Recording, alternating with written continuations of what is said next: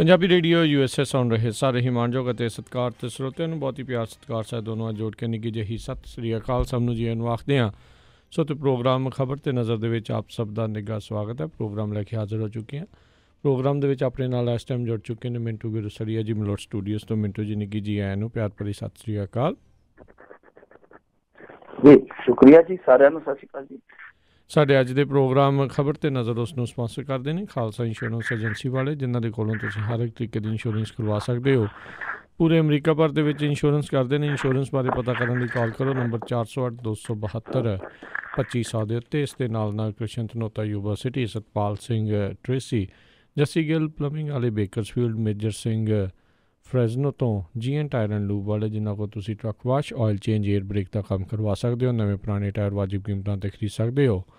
ਇਸ ਦੇ ਬਾਰੇ ਜਾਣਕਾਰੀ ਲਈ ਕਾਲ ਕਰੋ 209-277-0113 ਦੇ ਉੱਤੇ। ਨਾਲ ਹੀ ਸ਼ਿਕਾਗੋ ਪੀਜ਼ਾ ਵਿਦ ਟਵਿਸਟ ਵਾਲੇ, ਜਿਹੜੇ ਕਿ ਤੁਹਾਡੇ ਲਈ ਜਿਹਦੇ ਕੋਲੋਂ ਤੁਸੀਂ ਹਰ ਤਰ੍ਹਾਂ ਦਾ veg, non veg, Indian style pizza ਤੁਸੀਂ ਉਹ ਤੁਸੀਂ ਲੈ ਸਕਦੇ ਹੋ। ਇਹਨਾਂ ਦੀ ਲੋਕੇਸ਼ਨ ਦੀ ਜਾਣਕਾਰੀ ਲਈ, ਪੀਜ਼ਾ ਆਰਡਰ ਕਰਨ ਦੇ ਲਈ ਇਹਨਾਂ ਦੀ ਵੈਬਸਾਈਟ chicagopizzatwist.com ਜਿਹੜੀ ਆ ਉਹ ਵਿਜ਼ਿਟ ਕਰੋ। ਨਾਲ West cost truck driving school ਵਾਲੇ, ਜੋ ਕਿ ਤੁਹਾਨੂੰ ਬਹੁਤ ਹੀ ਵਧੀਆ ਸਿਖਲਾਈ ਦੇ ਕੇ ਟਰੱਕ ਦਾ ਲਾਇਸੈਂਸ ਲੈਣ ਦੇ ਵਿੱਚ ਸਹਾਇਤਾ ਕਰਦੇ ਨੇ। ਇਸ ਦੇ ਬਾਰੇ ਜਾਣਕਾਰੀ ਲਈ ਕਾਲ ਅਜੀਤ ਅਟਵਾਲ 559-374-4541 ਦੇ ਉੱਤੇ। ਇਹਨਾਂ ਸਾਰਿਆਂ ਦਾ ਅਸੀਂ ਬਹੁਤ ਬਹੁਤ ਧੰਨਵਾਦ ਕਰਦੇ ਹਾਂ। ਜੇਕਰ ਤੁਸੀਂ ਜਾਂ ਕੋਈ ਹੋਰ ਕਾਰੋਬਾਰ ਇਸ ਪ੍ਰੋਗਰਾਮ ਨੂੰ ਸਪਾਂਸਰ ਕਰਨਾ ਚਾਹੁੰਦੇ ਹੋ, ਸੰਪਰਕ ਕਰੋ ਨੰਬਰ 408-722-7678 ਦੇ ਉੱਤੇ। ਗੱਲਬਾਤ ਦਾ ਸਿਲਸਿਲਾ ਮਿੰਟੂ ਜੀ ਸ਼ੁਰੂ ਕਰਦੇ ਹਾਂ। ਉੱਤਰ ਪੂਰਬੀ ਰਾਜਾਂ ਨੇ ਗਣਤੰਤਰ ਜਿਹੜੇ ਦਿਹਾੜੇ ਦੇ ਉੱਤੇ ਜਿਹੜੇ ਬਾਈਕਾਟ ਦਾ ਐਲਾਨ ਕੀਤਾ ਹੈ। ਇਹਨਾਂ ਦੀ ਇੱਕ ਗਰਾਰੀ ਫਸੀ ਹੋਈ ਆ। ਗਰਾਰੀ ਕੀ ਆ, ਤੁਹਾਨੂੰ ਯਾਦ ਹੋਣਾ ਪਿੱਛੇ ਜੇ ਕੇਂਦਰ ਸਰਕਾਰ ਨੇ NCR ਲਿਆਂਦਾ ਸੀ ਅਸਮ ਦੇ ਵਿੱਚ। NCR ਦਾ ਮਤਲਬ ਇਹੋ ਆ ਕਿ ਉੱਥੇ ਦੀ ਜਿਹੜੀ ਰਾਸ਼ਟਰਤਾ ਉਹ ਤੁਸੀਂ ਆਪਣੀ ਜਿਹੜੀ ਆ ਉਹ ਸਾਬਤ ਕਰੋ। ਉਹਦੇ ਵਿੱਚ 40 ਲੱਖ ਦੇ ਕਰੀਬ ਬੰਦਾ ਜਿਹੜਾ ਉਹ ਇਸ ਤਰ੍ਹਾਂ ਦਾ ਪਾਇਆ ਗਿਆ ਸੀਗਾ, ਜਿਹੜਾ ਕਿ ਮੇਰੇ ਖਿਆਲ ਦੇ ਨਾਲ ਦੁਨੀਆ ਦੇ ਵਿੱਚ ਇੱਕ ਸਭ ਤੋਂ ਵੱਡਾ ਫਿਗਰ ਸੀਗਾ, ਜਿਹਨੂੰ ਸ਼ਰਨਾਰਥੀ ਕਿਹਾ ਜਾ ਸਕਦਾ। ਇੱਕੋ ਝਟਕੇ ਦੇ ਵਿੱਚ ਸ਼ਰਨਾਰਥੀ ਬਣ ਗਿਆ ਸੀਗਾ। ਤਾਂ ਉਹ NCR ਲਿਆਉਣ ਦਾ ਮਤਲਬ ਇਹੋ ਹੀ ਸੀਗਾ ਕਿ ਜਿਹੜੇ ਇਲੀਗਲ ਢੰਗ ਦੇ ਨਾਲ ਉੱਥੇ ਰਹਿ ਰਹੇ ਆ ਅਸਮ ਦੇ ਵਿੱਚ ਜਾਂ ਕੁਛ ਹੋਰ ਉੱਤਰ ਪੂਰਬੀ ਰਾਜਾਂ ਦੇ ਵਿੱਚ, ਜਿੱਦਾਂ ਬੰਗਲਾਦੇਸ਼ 'ਚ ਵਧੇਰੇ ਆਏ ਹੋਏ ਆ, ਤਾਂ ਉਹਨਾਂ ਨੂੰ ਬਾਹਰ ਕੀਤਾ ਜਾਵੇ। ਜੋ ਸਹੂਲਤਾਂ ਲੈਂਦੇ ਨੇ ਜਾਂ ਉਹਨਾਂ ਦੇ ਜੋ ਹੱਕ ਹੈ ਜਿਹੜੇ ਉਹ ਮਾਰੇ ਜਾ ਰਹੇ ਆ। ਤਾਂ ਉਹ NCR ਲਿਆਉਣ ਤੋਂ ਬਾਅਦ ਇੱਕ ਫਿਰ ਕੇਂਦਰ ਸਰਕਾਰ ਨੇ ਨਵੀਂ ਕੁੰਡੀ ਲੱਭ ਲਈ। ਨਵੀਂ ਕੁੰਡੀ ਕੀ ਸੀਗੀ ਕਿ ਇਹਨਾਂ ਨੇ ਇੱਕ ਨਾਗਰਿਕਤਾ ਸੋਧ ਬਿੱਲ ਲਿਆਂਦਾ ਸੀਗਾ। ਉਹਦੇ ਵਿੱਚ ਕੀ ਸੀਗਾ ਕਿ ਜਿਹੜੀਆਂ ਨਾਗਰਿਕਤਾ ਲਈ ਸ਼ਰਤਾਂ ਨੇ, ਜਿੱਦਾਂ ਉਦਾਹਰਨ ਦੇ ਤੌਰ ਤੇ ਕਿਸੇ ਨੂੰ ਵੀ ਨਾਗਰਿਕਤਾ ਉਦੋਂ ਦਿੱਤੀ ਜਾ ਸਕਦੀ ਹੈ ਜੇ ਉਹ 12 ਸਾਲ ਇੰਡੀਆ ਦੇ ਵਿੱਚ ਸਮਾਂ ਬਤੀਤ ਕਰਦਾ।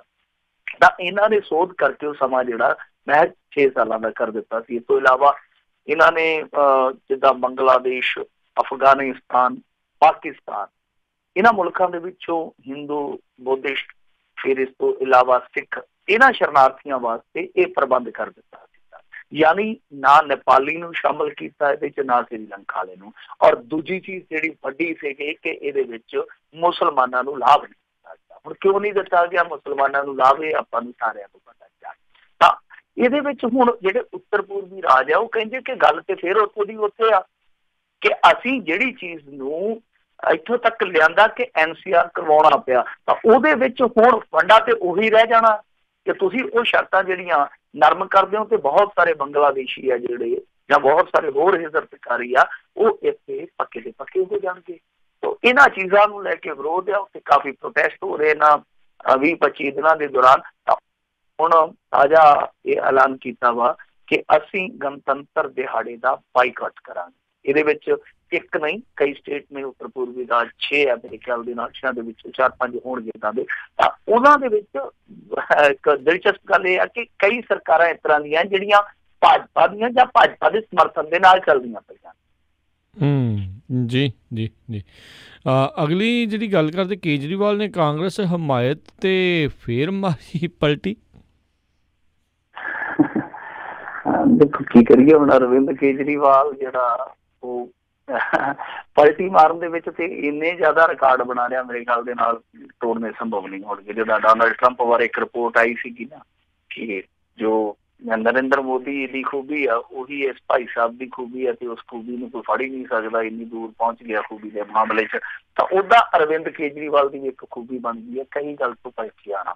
ਹਾਲੇ ਮੇਰੇ ਖਿਆਲ ਦੇ ਨਾਲ 5-7 ਦਿਨ ਨਹੀਂ ਬੀਤੇ ਜਦੋਂ ਇਹਨਾਂ ਨੇ ਐਲਾਨ ਕੀਤਾ ਸੀਗਾ ਕਿ ਅਸੀਂ ਕਾਂਗਰਸ ਦੇ ਨਾਲ ਕਿਸੇ ਤਰ੍ਹਾਂ ਦਾ ਅਲਾਇੰਸ ਨਹੀਂ ਕਰਾਂਗੇ। ਇੱਥੇ ਜਿਹੜੀ ਪੰਜਾਬ ਦੀ ਲੋਕਲ ਇਕਾਈ ਆ ਉਹਨਾਂ ਦਾ ਵੀ ਸਟੈਂਡ ਇਹੋ ਹੀ ਆ। ਤਾਂ ਇਹਨਾਂ ਨੇ ਇੱਕ ਵਾਰੀ ਨਹੀਂ 2-3 ਵਾਰੀ ਗੱਲ ਕਹੀ ਥੋੜੇ ਜਿਹੇ ਦਿਨਾਂ ਦੇ ਅੰਤਰਾਲ ਤੇ। ਤਾਂ ਹੁਣ ਇਹਨਾਂ ਨੇ ਦਿੱਲੀ ਦੇ ਵਿੱਚ ਫਿਰ ਇੱਕ ਵਾਰੀ ਸਟੈਂਡ ਆ ਜਿਹੜਾ ਪਲਟ ਲਿਆ। ਇਹਨਾਂ ਨੇ ਇੱਕ ਸਮਾਗਮ ਦੇ ਵਿੱਚ ਇਹ ਗੱਲ ਕਹੀ ਆ, ਕਹਿੰਦੇ ਕਿ ਰਾਹੁਲ ਗਾਂਧੀ ਦੇ ਪ੍ਰਧਾਨ ਮੰਤਰੀ ਦੇ ਅਹੁਦੇ ਦੇ ਉਮੀਦਵਾਰ ਨਾ ਹੋਣ ਤੇ ਚੋਣਾਂ ਤੋਂ ਬਾਅਦ ਕਾਂਗਰਸ ਨੂੰ ਸਮਰਥਨ ਦਿੱਤਾ ਜਾ ਸਕਦਾ। ਤਾਂ ਇਸੇ ਸਮਾਗਮ ਦੇ ਵਿੱਚ ਇਹਨਾਂ ਦੇ ਇੱਕ ਹੋਰ MLA ਸਾਹਿਬ ਆ ਅਮਾਨਤੁੱਲਾ ਖਾਨ।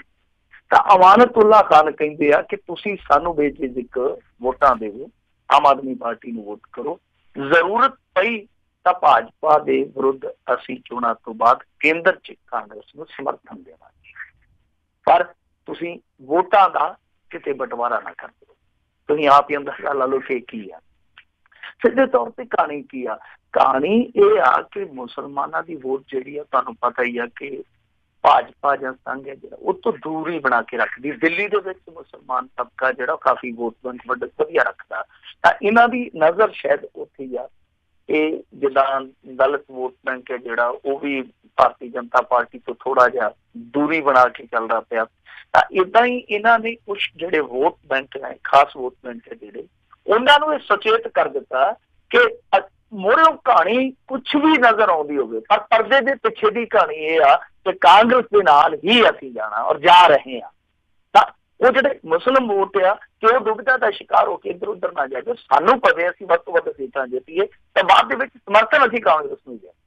ਤਾਂ ਤੁਸੀਂ ਆਪ ਹੀ ਅੰਦਾਜ਼ਾ ਲਾ ਲਓ ਕਿ ਹੁਣ ਜਿਹੜੀ ਪੰਜਾਬ ਦੀ ਲੋਕਲ ਇਕਾਈ ਆ ਉਹ ਕੀ ਜਵਾਬ ਦੇਊਗੀ, ਕਿਉਂਕਿ ਉਹ ਕਹਿੰਦੇ ਕਿ ਕਾਂਗਰਸ ਦੇ ਨਾਲ ਸਾਡਾ ਕੋਈ ਸਮਰਥਨ ਹੋ ਹੀ ਨਹੀਂ ਸਕਦਾ, ਸਾਡਾ ਕੋਈ ਅਲਾਇੰਸ ਹੋ ਹੀ ਨਹੀਂ ਸਕਦਾ। ਤਾਂ ਇੱਥੇ ਹੁਣ ਇਹਨਾਂ ਨੂੰ ਸਪਸ਼ਟ ਕਰ ਦੇਣਾ ਚਾਹੀਦਾ ਕਿ ਭਾਈ ਹਾਂ ਦਿੱਲੀ ਦੇ ਵਿੱਚ ਸਾਡੇ ਸਮੀਕਰਨ ਹੋਰ ਹੋਣਗੇ, ਪੰਜਾਬ ਲਈ ਸਾਡੇ ਸਮੀਕਰਨ ਹੋਣਗੇ ਹੋਰ ਹੋਣਗੇ, ਪੂਰੇ ਦੇਸ਼ ਲਈ ਸਾਡੇ ਵੱਖਰੇ ਹੋਣਗੇ। ਇਹ ਸਪਸ਼ਟ ਕਰ ਦੇਣਾ ਚਾਹੀਦਾ।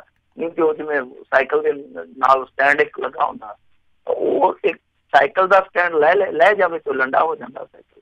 ਤਾਂ ਫਿਰ ਇਹਨਾਂ ਦੀ ਰਾਜਨੀਤੀ ਹੈ ਜਿਹੜੀ ਲੰਡੇ ਸਾਈਕਲ ਵਾਲੀ, ਜਿਹਦਾ ਕੋਈ ਸਟੈਂਡ ਨਹੀਂ ਹੈ।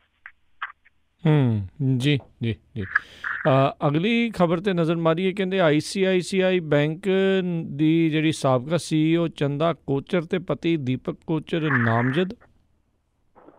ਦੇਖੋ ਇਹਨਾਂ ਦੋਵਾਂ ਜੀਆਂ ਨੇ ਵੀ ਕਮਾਲ ਦੀ ਕਲਾਕਾਰੀ ਕੀਤੀ। ਮਾਮਲਾ ਕੀ ਸੀਗਾ? ਮਾਮਲਾ ਇਹ ਸੀਗਾ ਕਿ ਜਿਹੜਾ ਵੀਡੀਓਕਾਨ ਵਾਲਾ ਵੇਨੂਗੋਪਾਲ ਧੂਤਿਆ ਉਹਦੇ ਤੇ ਚੰਦਾ ਕੋਚਰ ਦੇ ਪਤੀ ਦੀਪਕ ਕੋਚਰ ਨੇ 2008 ਦੇ ਵਿੱਚ ਮਿਲ ਕੇ ਇੱਕ NRPL ਕੰਪਨੀ ਦਾ ਗਠਨ ਕੀਤਾ ਸੀ। ਉਸ ਤੋਂ ਬਾਅਦ ਜਿਹੜਾ ਧੂਤ ਸਾਹਿਬ ਸੀ ਉਹਨੇ ਕੰਪਨੀ ਦੇ ਡਾਇਰੈਕਟਰ ਦੇ ਅਹੁਦੇ ਤੋਂ ਅਸਤੀਫਾ ਦੇ ਦਿੱਤਾ ਸੀ, ਜਦਕਿ ਆਪਦੇ ਹਿੱਸੇ ਦਾ ਸ਼ੇਅਰ ਜਿਹੜਾ ਸੀਗਾ ਉਹ ਦੀਪਕ ਕੋਚਰ ਦੇ ਨਾਂ ਕਰ ਦਿੱਤਾ ਸੀਗਾ।